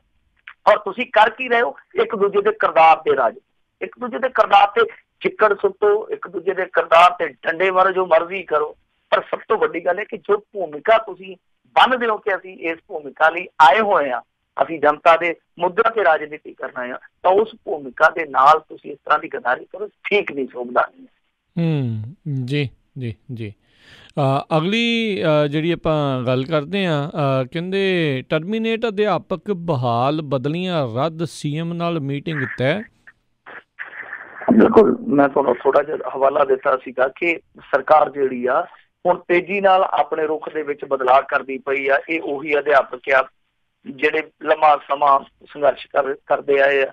ਲੰਮਾ ਸਮਾਂ ਸੰਘਰਸ਼ ਉਹਨਾਂ ਦੇ ਇਸ ਕਰਕੇ ਚੱਲਿਆ ਕਿਉਂਕਿ ਉਹਨਾਂ ਨੂੰ 2 ਸ਼ਰਤਾਂ ਰੱਖ ਦਿੱਤੀਆਂ ਗਈਆਂ ਕਿ ਜੇ ਰੈਗੂਲਰ ਹੋਣਾ ਤੇ ਭਾਈ ਤੁਹਾਨੂੰ ਤਨਖਾਹ ਜਿਹੜੀ 42,000 ਦੀ ਜਗ੍ਹਾ ਤੇ ਤੁਹਾਨੂੰ ਉਹ ਜਿਹੜੀ ਆ 14,000 ਮਿਲੂਗੀ, ਲੈਣੀ ਆ ਤੇ ਲਓ। ਫਿਰ ਦੂਜਾ ਇਹਨਾਂ ਨੇ ਆਪਸ਼ਨ ਇਹ ਰੱਖਿਆ ਸੀਗਾ ਕਿ ਜੇਕਰ ਤੁਸੀਂ ਰੈਗੂਲਰ ਨਹੀਂ ਹੋਣਾ ਤਾਂ ਤੁਸੀਂ 42,000 ਤੇ ਲਈ ਚਲੋ, ਕੋਈ ਚੱਕਰ ਨਹੀਂ। ਤਾਂ ਉਸ ਤੋਂ ਬਾਅਦ ਅਧਿਆਪਕਾਂ ਦੇ ਵੀ ਵੈਸੇ ਤੇ 2 ਧੜੇ ਬਣ ਗਏ। ਇੱਕ ਧੜੇ ਨੇ ਉਸ ਆਪਸ਼ਨ ਨੂੰ ਹੈ ਜਿਹੜਾ ਪ੍ਰਵਾਨ ਕਰ ਲਿਆ ਜੋ ਰੈਗੂਲਰ ਦੇ ਨਾਲ ਕਟੌਤੀ ਲੈ ਕੇ ਆਇਆ ਸੀਗਾ, ਪਰ ਕੁਛ ਅਧਿਆਪਕ ਸੰਘਰਸ਼ ਦੇ ਰਾਹ ਪੈ ਗਏ। ਇਹਨਾਂ ਨੇ ਮੰਗਾਂ ਮੰਨ ਲਈਆਂ, ਉਹਨਾਂ ਦੀਆਂ ਧਰਨਾ ਚੁੱਕਿਆ ਗਿਆ, ਪਰ ਮੰਗਾਂ ਮੰਨ ਕੇ ਉਹ ਮੰਗਾਂ ਲਾਗੂ ਨਹੀਂ ਕੀਤੀਆਂ। ਇਹਨਾਂ ਨੇ ਫੇਰ ਜਾ ਕੇ ਲੋਹੜੀ ਦੇ ਲਾਗੇ ਪਟਿਆਲੇ ਦੇ ਵਿੱਚ ਪ੍ਰੋਟੈਸਟ ਕੀਤਾ ਸੀਗਾ, ਲੋਹੜੀ ਮੰਗਣ ਗਏ ਸੀਗੇ, ਉਹਨਾਂ ਤੇ ਕੇਸ ਦਾ ਲੋੜਾ ਪੈ ਗਿਆ। ਬਾਅਦ ਦੇ ਵਿੱਚ ਇਹਨਾਂ ਨੇ 5 ਅਧਿਆਪਕ ਆਗੂ ਜਿਹੜੇ ਟਰਮੀਨੇਟ ਕਰ ਦਿੱਤੇ ਸੀਗੇ। ਤਾਂ ਹੁਣ ਇਹਨਾਂ ਦੇ ਰੁਖ 'ਚ ਅਚਾਨਕ ਫੇਰ ਤਬਦੀਲੀ ਆਈ ਆ। ਇਹਨਾਂ ਨੇ ਇੱਕ ਤੇ ਟਰਮੀਨੇਟ ਅਧਿਆਪਕ ਹੈ ਜਿਹੜੇ ਬਹਾਲ ਕਰ ਦਿੱਤੇ ਆ। ਜਿਹੜੀਆਂ ਬਦਲੀਆਂ ਇਹਨਾਂ ਨੇ ਬਦਲਾਖੋਰੀ ਤਹਿਤ ਕੀਤੀਆਂ ਸੀਗੀਆਂ ਕਿ ਸਾਥੋਂ ਹੱਕ ਮੰਗਦੇ ਆ, ਕਿਸੇ ਦੀ ਚੱਕ ਕੇ ਬਦਲੀ ਪਠਾਨਕੋਟ ਕਰ ਦਿੱਤੀ, ਮਾਨਸੇ ਤੋਂ ਕਿਸੇ ਦੀ ਪਠਾਨਕੋਟ ਤੋਂ ਚੱਕ ਕੇ ਇੱਧਰ ਸੰਗਰੂਰ ਵੱਲ ਕਰ ਦਿੱਤੀ। ਇਸ ਤਰ੍ਹਾਂ ਦੀਆਂ ਜਿਹੜੀਆਂ ਬਦਲੀਆਂ ਹੋਈਆਂ ਸੀ ਉਹਨਾਂ ਨੂੰ ਵੀ ਰੱਦ ਕਰ ਦਿੱਤਾ ਤੇ ਫਿਰ ਨਾਲ ਸੀਐਮ ਨਾਲ ਇੱਕ ਮੀਟਿੰਗ ਵੀ ਜਿਹੜੀ ਤੈਅ ਕਰ ਦਿੱਤੀ ਆ। ਤਾਂ ਇਹ ਸਾਰਾ ਕੁਛ ਹੈ ਜਿਹੜਾ ਉਹ ਬਦਲਿਆ ਇਸ ਕਰਕੇ ਆ ਕਿਉਂਕਿ ਇਲੈਕਸ਼ਨ ਦੀ ਰੁੱਤ ਹੈ ਜਿਹੜੀ ਉਹ ਆ ਚੁੱਕੀ ਆ। ਵੈਸੇ ਵੀ ਜਿਹੜਾ ਮੁਲਾਜ਼ਮ ਵਰਗ ਆ ਦੂਸਰੇ ਵਰਗਾਂ ਦੇ ਵਾਂਗੂ ਉਹ ਵੀ ਕਾਂਗਰਸ ਦੇ ਨਾਲ ਖਫਾ, ਕਿਉਂਕਿ ਡੀਏ ਦੀਆਂ 4 ਕਿਸ਼ਤਾਂ ਜਿਹੜੀਆਂ ਕਿ ਲਗਭਗ 16% ਬਣਦਾ ਡੀਏ, ਤਾਂ ਉਹ ਹਾਲੇ ਬਕਾਏ ਦੇ ਰੂਪ ਦੇ ਵਿੱਚ ਖਲੋਤੀਆਂ। ਪੇ ਕਮਿਸ਼ਨ ਜਿਹੜਾ ਸੀਗਾ 6ਵਾਂ ਪੇ ਕਮਿਸ਼ਨ, ਉਹਦਾ ਵੀ ਇਹਨਾਂ ਨੇ ਸਾਫ਼ ਕਰ ਦਿੱਤਾ ਰੁਖ। ਉਹਦੀ ਮਿਆਦ ਜਿਹੜੀ ਆ ਉਹ ਇਹਨਾਂ ਨੇ 31 ਦਸੰਬਰ 2019 ਤੱਕ ਵਧਾ ਦਿੱਤੀ ਹੈ। ਕਹਿਣ ਦਾ ਭਾਵ ਆ ਕਿ 6ਵਾਂ ਪੇ ਕਮਿਸ਼ਨ ਹੈ ਜਿਹੜਾ ਉਹ ਇਸ ਸਾਲ ਵੀ ਲਾਗੂ ਨਹੀਂ ਹੋਏਗਾ। ਤੇ ਮੁਲਾਜ਼ਮ ਵਰਗ ਇਹਨਾਂ ਤੋਂ ਪਹਿਲਾਂ ਹੀ ਟੱਪਿਆ ਪਿਆ, ਤੇ ਇਹਨਾਂ ਨੇ ਥੋੜਾ ਬਹੁਤ ਇਸ ਤਾਪ ਨੂੰ ਘਟਾਉਣ ਦਾ ਯਤਨ ਕੀਤਾ। ਕਿੰਨਾ ਕੁ ਘਟਾਉਂਦੇ ਆ ਦੇਖਦੇ ਆ ਹੁਣ। ਜੀ ਜੀ ਜੀ ਅਗਲੀ ਜਿਹੜੀ ਮਿੰਟੂ ਜੀ ਗੱਲ ਕਰਦੇ, ਕਹਿੰਦੇ 10ਵੀਂ ਤੱਕ ਪੰਜਾਬੀ ਆ ਉਸ ਨੂੰ ਲਾਜ਼ਮੀ ਕਰਨ ਦੇ ਹੁਕਮ ਨੇ। ਦੇਖੋ ਇਹ ਮੈਂ ਤਾਂ ਖਬਰਾਂ ਪੜ੍ਹਦਾ ਹੁਣ ਮੇਰੇ ਖਿਆਲ ਦੇ ਨਾਲ ਆਪ 10-15 ਸਾਲ ਅੱਗੇ ਆ ਗਿਆ ਜਦੋਂ ਭਾਸ਼ਾ ਐਕਟ ਲਾਗੂ ਹੋਇਆ। ਕਿ ਹਰੇਕ ਵਾਰੀ ਇਸੇ ਤਰ੍ਹਾਂ ਦੇ ਹੁਕਮ ਹੁੰਦੇ, ਇਸੇ ਤਰ੍ਹਾਂ ਦੇ ਆਦੇਸ਼ ਹੁੰਦੇ, ਇਸੇ ਤਰ੍ਹਾਂ ਦੀਆਂ ਤਾਕੀਦਾਂ ਹੁੰਦੀਆਂ। ਬਾਅਦ ਦੇ ਵਿੱਚ ਕੀ ਹੁੰਦਾ ਆਪਾਂ ਨੂੰ ਸਾਰਿਆਂ ਨੂੰ ਪਤਾ। ਅਸਲ ਦੇ ਵਿੱਚ ਹੁਣ ਇਹਨਾਂ ਨੇ ਜਿਹੜੇ ਹੁਕਮ ਦਿੱਤੇ ਉਹ ਕਿਰਪਾਲ ਸਿੰਘ ਵਡੂੰਗਰ ਜੀ ਆ ਜਿਹੜੇ ਉਹਨਾਂ ਦੇ ਇੱਕ ਇਤਰਾਜ਼ ਤੇ ਦਿੱਤੇ ਗਏ ਆ ਕਿਉਂਕਿ CBSE ਬੋਰਡ ਹੈ ਜਿਹੜਾ ਉਹਦੇ ਜਿਹੜੇ ਸਕੂਲ ਨੇ ਤਾਂ ਉਹਨਾਂ ਸਕੂਲਾਂ ਦੇ ਵਿੱਚ ਪੰਜਾਬੀ ਹੈ ਜਿਹੜੇ ਉਹ ਆਪਸ਼ਨਲ ਵਿਸ਼ਾ। ਤੁਹਾਨੂੰ ਪਤਾ ਜਦੋਂ ਆਪਸ਼ਨਲ ਵਿਸ਼ਾ ਹੁੰਦਾ ਕੋਈ ਉਹ ਫਿਰ ਦਰਕਨਾਰ ਕਰ ਦਿੱਤਾ ਜਾਂਦਾ, ਉਹਦੀ ਕੋਈ ਵੈਲਿਊ ਜਿਹੜੀ ਹੈ ਨਹੀਂ ਹੁੰਦੀ ਨਹੀਂ ਹੈ। ਤਾਂ ਹੁਣ ਇਹਨਾਂ ਨੇ ਕੀ ਹੁਕਮ ਦਿੱਤਾ ਕਿ ਭਾਸ਼ਾ ਐਕਟ ਦਾ ਵੈਸੇ ਇਹਨਾਂ ਨੇ ਹਵਾਲਾ ਵੀ ਦਿੱਤਾ ਕਿ 2008 ਦਾ ਜਿਹੜਾ ਭਾਸ਼ਾ ਐਕਟ ਆ ਉਹਦੇ ਤਹਿਤ ਪੰਜਾਬੀ ਪੜ੍ਹਾਉਣੀ ਜਿਹੜੀ ਲਾਜ਼ਮੀ ਹੈ 10ਵੀਂ ਤੱਕ, ਇਹਨੂੰ ਤੁਸੀਂ ਆਪਸ਼ਨਲ ਨਹੀਂ ਯੂਜ਼ ਕਰ ਸਕਦੇ। ਜੇ ਤੁਸੀਂ ਇਸ ਤਰ੍ਹਾਂ ਕਰੋਗੇ ਤੁਹਾਡੇ ਸਕੂਲਾਂ ਦੀਆਂ ਮਾਨਤਾਵਾਂ ਜਿਹੜੀਆਂ ਉਹ ਰੱਦ ਕਰ ਦਿੱਤੀਆਂ ਜਾਣਗੀਆਂ। ਵੇਖਣ 'ਚ ਸੁਣਨ ਦੇ ਵਿੱਚ ਹੁਕਮ ਜਿਹੜੇ ਆ ਉਹ ਬੜੇ ਸਖਤ ਲੱਗਦੇ ਆ, ਪਰ ਜੇ ਅਸੀਂ ਹਕੀਕੀ ਤੌਰ ਤੇ ਵੇਖਦੇ ਹਾਂ, ਜ਼ਮੀਨੀ ਤੌਰ ਤੇ ਵੇਖਦੇ ਹਾਂ, ਸੱਚਾਈ ਕੁਛ ਹੋਰ ਹੁੰਦੀ ਆ। ਭਾਸ਼ਾ ਐਕਟ ਲਾਗੂ ਕੀਤਾ, ਮੈਂ ਅਕਾਲੀ ਤੇ ਕਾਂਗਰਸੀ ਦੋਨਾਂ ਧਿਰਾਂ ਨੂੰ ਪੁੱਛੂੰਗਾ ਕਿ ਜਿਸ ਤੋਂ ਬਾਅਦ ਆਹ ਭਾਸ਼ਾ ਐਕਟ ਲਾਗੂ ਹੋਇਆ, ਅਕਾਲੀ ਜੀ ਰਾਜ ਕਰਕੇ ਹੁਣ 2 ਸਾਲ ਇਹਨਾਂ ਨੂੰ ਹੋ ਗਿਆ, ਕਿ ਤੁਸੀਂ ਇੱਕ ਵੀ ਮਾਮਲਾ ਦੱਸੋ ਇਹੋ ਜਿਹਾ ਜਿਹਦੇ ਵਿੱਚ ਤੁਸੀਂ ਸਖਤਾਈ ਦਿਖਾਈ ਹੋਵੇ, ਕਿਸੇ ਬੈਂਕ ਤੇ ਕਾਰਵਾਈ ਕੀਤੀ ਹੋਵੇ, ਕਿਸੇ ਹੋਰ ਵੱਡੇ ਇਹੋ ਜਿਹੇ ਸੰਸਥਾਨ ਤੇ ਕਾਰਵਾਈ ਕੀਤੀ ਹੋਵੇ। ਮੇਰੇ ਖਿਆਲ ਦੇ ਨਾਲ ਫਾਰਮੈਲਿਟੀ ਦੇ ਤੌਰ ਤੇ ਭਾਵੇਂ ਕੋਈ 2-4 ਕਾਰਵਾਈਆਂ ਹੋਈਆਂ ਮਸੇ ਭਾਸ਼ਾ ਦੇ ਤਹਿਤ, ਜਦ ਕਿ ਪੰਜਾਬ ਦੇ ਵਿੱਚ ਤੁਹਾਨੂੰ ਪਤਾ ਹੀ ਹੈ ਨਾ ਕਿ ਹਾਲਾਤ ਕਿਸ ਤਰ੍ਹਾਂ ਦੇ ਬਣੇ ਕਿ ਇੱਥੇ ਕੂਚੀ ਫੇਰ ਮੁਹਿੰਮ ਵੀ ਚਲਾਉਣੀ ਪਈ ਲੱਖਾ ਸਿਧਾਣਾ ਵਰਗਿਆਂ। ਤਾਂ ਜਿੱਦਾਂ ਭਾਸ਼ਾ ਦੇ ਨਾਲ ਇੱਥੇ ਕੀਤਾ ਜਾਂਦਾ ਸਲੂਕ ਵਤੀਰਾ ਜਿਸ ਤਰ੍ਹਾਂ ਦਾ ਕੀਤਾ ਜਾਂਦਾ, ਆਪਾਂ ਨੂੰ ਸਭ ਨੂੰ ਪਤਾ। ਬੈਂਕਾਂ 'ਚ ਚਲੇ ਜਾਓ ਅੰਦਰ ਪੰਜਾਬੀ ਲੱਭਦੀ ਨਹੀਂ, ਉਹ ਪਤਾ ਨਹੀਂ ਕਿੱਧਰ ਚਲੇ ਜਾਂਦੀ ਆ। ਜੇ ਤੁਸੀਂ ਸੜਕਾਂ ਦੇ ਬੋਰਡ ਦੇਖ ਲਓ ਉੱਥੇ ਵੀ ਇਹੋ ਹਾਲ ਆ। ਸੋ ਇਹ ਕਹਿ ਦੇਣਾ ਉਹ ਠੀਕ ਹੈ, ਆਪਣੀ ਜਗ੍ਹਾ ਠੀਕ ਹੈ ਕਿ ਤੁਸੀਂ ਕਹਿ ਦਿੱਤਾ, ਪਰ ਕਰਨਾ ਜਿਹੜਾ ਉਹ ਆਪਣੀ ਜਗ੍ਹਾ 'ਚ ਤੁਸੀਂ ਨਹੀਂ ਕਰਦੇ। ਜ਼ਰੂਰਤ ਕਰਨ ਦੀ ਹੈ ਜਦੋਂ ਭਾਸ਼ਾ ਐਕਟ ਹੈ ਤਾਂ ਭਾਸ਼ਾ ਐਕਟ ਦੇ ਤਹਿਤ ਜਦੋਂ ਤੁਸੀਂ ਕਾਰਵਾਈ ਕਰੋਗੇ, ਸਖਤੀ ਨਾਲ ਨਜਿੱਠੋਗੇ ਇਹੋ ਜਿਹੇ ਲੋਕਾਂ ਨੂੰ ਜੋ ਪੰਜਾਬ ਦੀ ਪਟਰਾਣੀ ਬੋਲੀ ਪੰਜਾਬੀ ਹੈ ਜਿਹੜੀ ਭਾਸ਼ਾ ਉਹਨੂੰ ਦਰਕਨਾਰ ਕਰਦੇ ਆ, ਤਾਂ ਫਿਰ ਦੂਸਰਿਆਂ ਨੂੰ ਵੀ ਕੰਨ ਹੋ ਜਾਣਗੇ। ਏਦਾਂ ਅਖਬਾਰਾਂ 'ਚ ਪ੍ਰੈਸ ਨੋਟ ਕਰ ਦੇਣਾ, ਏਦਾਂ ਲੋਕਾਂ ਨੂੰ ਦੱਸ ਦੇਣਾ ਕਿ ਅਸੀਂ ਇਹ ਕਰ ਦਿਆਂਗੇ ਉਹ ਕਰ ਦਿਆਂਗੇ, ਮੇਰੇ ਖਿਆਲ ਦੇ ਨਾਲ ਉਹ ਤੇ ਐਵੇਂ ਗੋਂਗਲਾਂ ਤੋਂ ਮਿੱਟੀ ਝਾੜਨ ਵਾਲੀ ਗੱਲ ਆ। ਖੁਦ ਸਾਡਾ ਕੈਪਟਨ ਅਮਰਿੰਦਰ ਸਿੰਘ ਹੈ, ਸੰਬੋਧਨ ਉਹਨੇ ਪੰਜਾਬੀਆਂ ਨੂੰ ਕਰਨਾ ਹੁੰਦਾ ਤੇ ਬੋਲ ਅੰਗਰੇਜ਼ੀ 'ਚ ਜਾਂਦਾ, ਜਿਵੇਂ ਉਹਨੇ ਅਮਰੀਕਾ ਵਾਲਿਆਂ ਨੂੰ ਸੁਣਾਉਣਾ ਹੋਵੇ ਭਾਸ਼ਣ ਜਾਂ ਵਿਕਟੋਰੀਆ ਜਿਹੜੀ ਆ ਉਹਨੂੰ ਸੁਣਾਉਣਾ ਹੋਵੇ ਭਾਸ਼ਣ। ਤਾਂ ਇਹਨਾਂ ਨੂੰ ਆਪਣੇ ਆਪ ਵੀ ਅਮਲ 'ਚ ਲਿਆਉਣਾ ਚਾਹੀਦਾ। ਖਹਿਰਾ ਸਾਹਿਬ ਦੀ ਵੀ ਇਹੋ ਸਮੱਸਿਆ ਖਹਿਰਾ ਸਾਹਿਬ 2 ਮਿੰਟ 'ਚ ਪੰਜਾਬੀ 'ਚ ਗੱਲ ਕਰਦੇ ਆ, ਤੀਜਾ ਚੌਥਾ ਪੰਜਵਾਂ ਮਿੰਟ ਹੈ ਜਿਹੜਾ ਉਹ ਅੰਗਰੇਜ਼ੀ ਵਾਲਾ ਗੇਰ ਪਾ ਲੈਂਦੇ ਆ। ਬਹੁਤੀ 2 ਮਿੰਟ ਵਾਲੀ ਗੱਲ ਸਮਝ ਆਉਂਦੀ ਬਹੁਤਿਆਂ ਨੂੰ, ਜਿਹੜੇ 3 ਮਿੰਟ ਹੁੰਦੇ ਉਹ ਪਤਾ ਨਹੀਂ ਕੀ ਬੋਲ ਜਾਂਦੇ। ਸੋ ਕਹਿਣ ਦਾ ਭਾਵ ਇਹ ਹੈ ਕਿ ਜਿਹੜੇ ਨੇਤਾ ਜਿਹੜੇ ਪੰਜਾਬੀ ਦੀ ਗੱਲ ਕਰਦੇ, ਪੰਜਾਬੀ ਦੀ ਗੱਲ ਕਰਦੇ, ਉਹ ਵੀ ਅਮਲ 'ਚ ਲਿਆਉਣੇ ਨਾ ਚੀਜ਼ਾਂ। ਜੀ ਜੀ ਬਿਲਕੁਲ। ਅਤੇ ਮਿੰਟੂ ਜੀ ਜਾਂਦੇ ਜਾਂਦੇ ਜ਼ਰੂਰ ਦੱਸਿਓ ਕਰਨਾਟਕਾ ਦਾ ਜਿਹੜਾ ਨਾਟਕ ਆ ਕਿੱਥੇ ਤੱਕ ਪਹੁੰਚਿਆ? ਦੇਖੋ ਸ਼ਾਂਤ ਆ, ਮਾਹੌਲ ਸ਼ਾਂਤ ਆ। ਮੈਂ ਤੁਹਾਨੂੰ ਅੱਗੇ ਵੀ ਦੱਸਿਆ ਸੀ ਕਿ ਉਹਦੇ ਵਿੱਚ ਏਦਾਂ ਹੀ ਲੱਗਦਾ ਕਿ ਭਾਜਪਾ ਜਿਹੜੀ ਉਹ ਸਰਕਾਰ ਉੱਥੇ ਬਣਾਉਣਾ ਨਹੀਂ ਚਾਹੁੰਦੀ, ਸਰਕਾਰ ਡਿਗਰੀ ਵੇਖਣਾ ਚਾਹੁੰਦੀ ਹੈ। ਤਾਂ ਕਾਂਗਰਸ ਨੇ ਜਿਹੜਾ ਉਹ ਇੱਕ ਵਾਰੀ ਸਖਤੀ ਦੇ ਨਾਲ ਆਪਣਾ ਬਿਖਰਾਵ ਹੈ ਜਿਹੜਾ ਰੋਕਿਆ ਜ਼ਰੂਰ ਆ। ਉਸਨੂੰ ਕਿੰਨੀ ਦੇਰ ਰੋਕੀ ਰੱਖਦੇ ਆ ਪਤਾ ਨਹੀਂ ਹੈ, ਪਰ ਭਾਜਪਾ ਇਸੇ ਫਿਰਾਕ ਦੇ ਵਿੱਚ ਸੀਗੀ ਇਹਨਾਂ ਦਾ ਥੋੜਾ ਜਿਹਾ ਮਾਹੌਲ ਡਗਮਗਾਏ, ਅਸੀਂ ਇਹਨਾਂ ਦੇ ਬੰਦੇ ਖਿੱਚੀਏ, ਸਰਕਾਰ ਡਿੱਗ ਪਵੇ, ਰਾਸ਼ਟਰਪਤੀ ਸ਼ਾਸਨ ਲੱਗ ਜਾਏ। ਕਿਉਂਕਿ ਜੇ ਉਹ ਸਰਕਾਰ ਬਣਾਉਂਦੇ ਆ ਤੇ ਬਾਜੀ ਪੁੱਠੀ ਵੀ ਪੈ ਸਕਦੀ, ਪ੍ਰਭਾਵ ਗਲਤ ਜਾਂਦਾ ਕਿ ਸਰਕਾਰ ਇਹਨਾਂ ਨੇ ਤੋੜੀ ਆ। ਤਾਂ ਜੇ ਉਹਨਾਂ ਦੀ ਸਰਕਾਰ ਆਪਣੇ ਆਪ ਡਿੱਗ ਪੈਂਦੀ ਆ, ਇਹ ਨੰਬਰ ਬਣਾ ਸਕਦੇ ਕਿ ਅਸੀਂ ਸਰਕਾਰ ਇਸ ਤਰ੍ਹਾਂ ਨਹੀਂ ਬਣਾਵਾਂਗੇ, ਰਾਸ਼ਟਰਪਤੀ ਰਾਜ ਲਾਗੂ ਹੋ ਜਾਂਦਾ। ਤਾਂ ਉਹਦੇ ਨਾਲ ਇਹਨਾਂ ਦੇ 2 ਨਿਸ਼ਾਨੇ ਲੱਗਦੇ ਆ ਕਿ ਇੱਕ ਤੇ ਇਹ ਨਿਸ਼ਾਨਾ ਕਿ ਅਸੀਂ ਜੀ ਦੇਖੋ ਸਰਕਾਰ ਨਹੀਂ ਬਣਾਈ ਹੇਰ ਫੇਰ ਨਾਲ, ਤਾਂ ਦੂਜਾ ਕਿ ਜਦੋਂ ਇਹਨਾਂ ਦੀ ਸਰਕਾਰ ਡਿੱਗ ਪਊਗੀ ਫਿਰ ਜਿਹੜੀ ਸਰਕਾਰੀ ਮਸ਼ੀਨਰੀ ਆ ਉਹ ਇਹਨਾਂ ਦੇ ਹੱਥਾਂ 'ਚੋਂ ਖਿਸਕ ਜਾਊਗੀ। ਤਾਂ ਜਿਹਦਾ ਲਾਭ ਕਰਨਾਟਕ ਭਾਜਪਾ ਲੈ ਸਕਦੀ, ਕਿਉਂਕਿ ਟੱਕਰ ਤੇ ਉੱਥੇ ਬਰਾਬਰ ਦੀ ਨਹੀਂ, ਟੱਕਰ ਤੇ ਜਿਹੜੀ ਆ ਸਾਮੀ ਵੀ ਆ, ਕਿਉਂਕਿ ਭਾਜਪਾ ਜਿਹੜੀ ਉੱਥੇ ਲਾਰਜੈਸਟ ਪਾਰਟੀ ਆ। ਜੀ ਜੀ ਜੀ ਜੀ ਅਤੇ ਬਹੁਤ ਬਹੁਤ ਤੁਹਾਡਾ ਧੰਨਵਾਦ ਕਰਦੇ ਹਾਂ ਮਿੰਟੂ ਜੀ, ਤੁਸੀਂ ਸਾਡੇ ਨਾਲ ਜੁੜੇ, ਇਹਨਾਂ ਖਬਰਾਂ ਬਾਰੇ ਜਾਣਕਾਰੀ ਦਿੱਤੀਆਂ। ਅਗਲੀ ਵਾਰ ਤੱਕ ਲਈ ਬੜੀ ਮਿਹਰਬਾਨੀ, ਪਿਆਰ ਭਰੀ ਸਤਿ ਸ਼੍ਰੀ ਅਕਾਲ ਜੀ। ਸਤਿ ਸ਼੍ਰੀ ਅਕਾਲ ਜੀ। ਅਤੇ ਸਰੋਤਿਓ ਇੱਥੇ ਹੀ ਸਾਡਾ ਅੱਜ ਦਾ ਇਹ ਪ੍ਰੋਗਰਾਮ ਹੁਣ ਸਮਾਪਤ ਹੈ। ਮਿਲਾਂਗੇ ਤੁਹਾਨੂੰ ਸਾਰਿਆਂ ਨੂੰ ਅਗਲੀ ਵਾਰ, ਉਦੋਂ ਤੱਕ ਲਈ ਮੇਰੇ ਵੱਲੋਂ ਵੀ ਪਿਆਰ ਭਰੀ ਨਿੱਘੀ ਸਤਿ ਸ਼੍ਰੀ ਅਕਾਲ। ਜਿੰਨੇ ਵਾਸਤੇ ਰਹੋ, ਹੱਸਦੇ ਖੇਲਦੇ ਰਹੋ, ਸੁਣਦੇ ਰਹੋ ਪੰਜਾਬੀ ਰੇਡੀਓ USA।